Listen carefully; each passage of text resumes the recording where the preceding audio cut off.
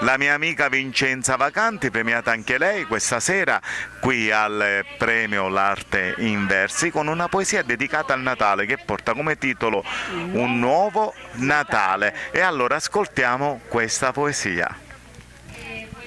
Un nuovo Natale. Un nuovo Natale ormai è vicino. Aspettiamo tutti il bambino divino.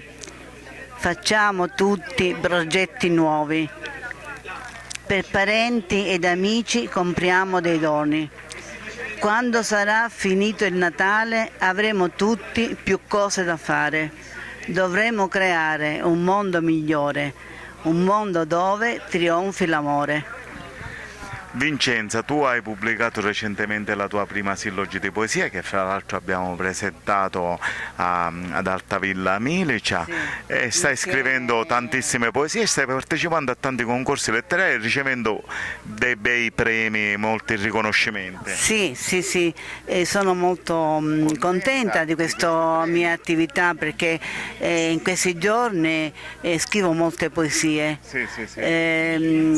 Sarà che forse l'estate è la stagione che ispira di più, mi ispira il mare, sì. Il mare mi ispira e quindi sto scrivendo tante poesie e penso che potrei fare, devo vedere quante poesie sono in tutto perché potrei fare un libro. Sì.